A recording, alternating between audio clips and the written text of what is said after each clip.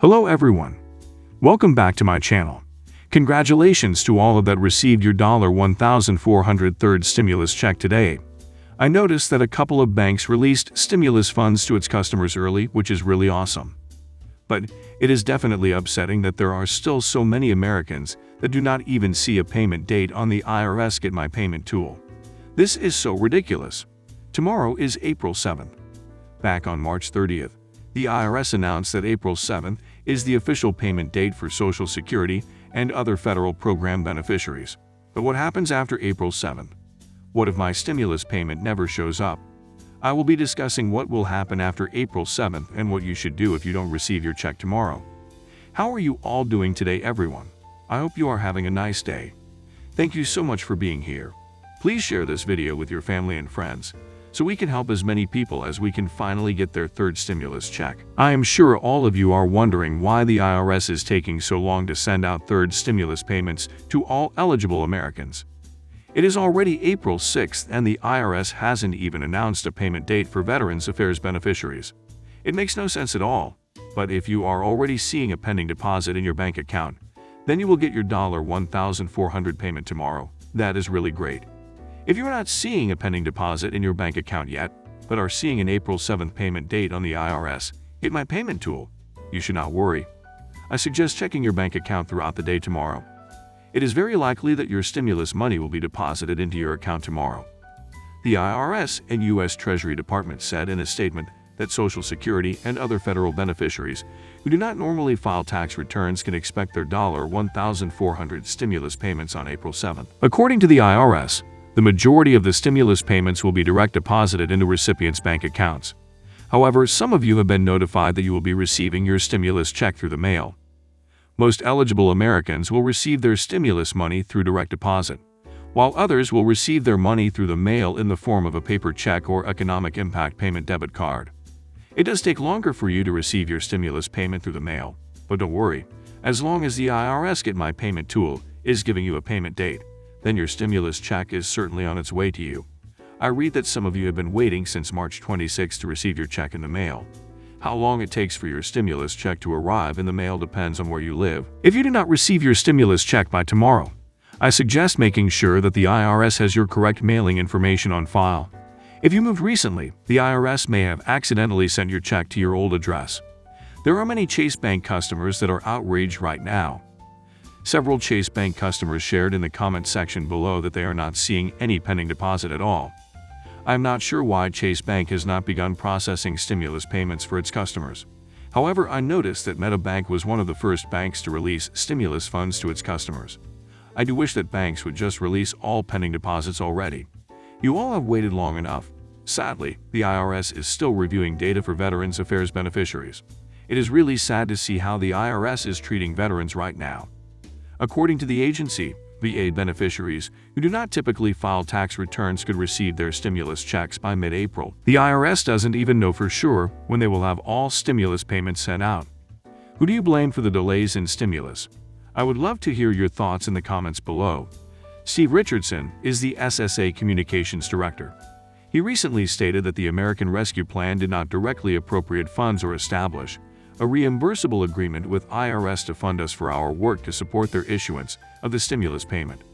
Both before and after President Joe Biden's $1.9 trillion stimulus relief bill became law, the SSA discussed with Treasury and IRS that the agency is unable by law to use our administrative appropriation to conduct work on any non-mission provision or program. Richardson also added, "We have been aggressively working with Treasury and IRS since the passage of the relief bill. I definitely think that all agencies could be better organized." I promised in the beginning that I'd always give you the straight scoop, straight from the shoulder, the good and the bad. Well, here's the truth. The good news is we're on track to beat our goal of 200 million shots in the first 100 days. More than 75% of the people over the age of 65 have gotten shots, up from 8% when we took office. That's a dramatic turnaround and critical, because seniors account for 80% of all COVID deaths. To help support my goal of safely reopening the majority of K through 8 schools by my 100th day in office, I directed states in early March to make educators and child care workers eligible for vaccines, and to get a goal of getting all who wanted the vaccination to be able to have one, and to do it in the month of March. I'm pleased to report, according to CDC estimates, over 80% of teachers, school staff, and child care workers received at least one shot by the end of March. And that's great progress protecting our educators, our essential workers.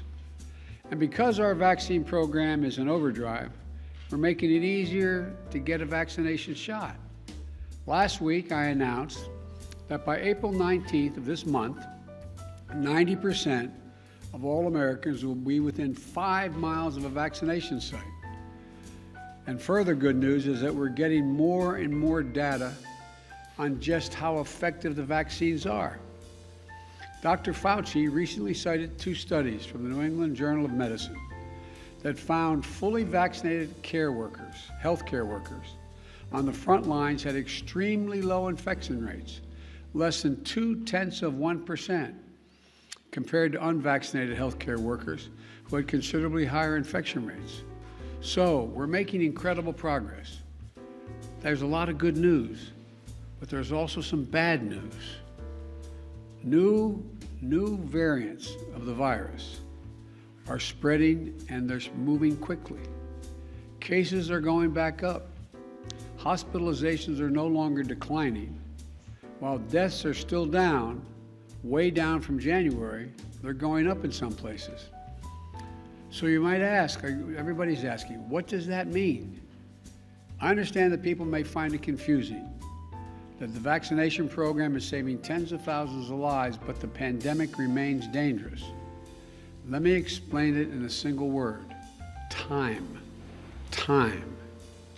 Even moving at the record speed we're moving at, we're not even halfway through vaccinating over 300 million Americans. This is going to take time. Remember, for a 2-dose vaccine, it takes weeks from the time you get your first one until you're able to get your second shot, which makes you fully protected.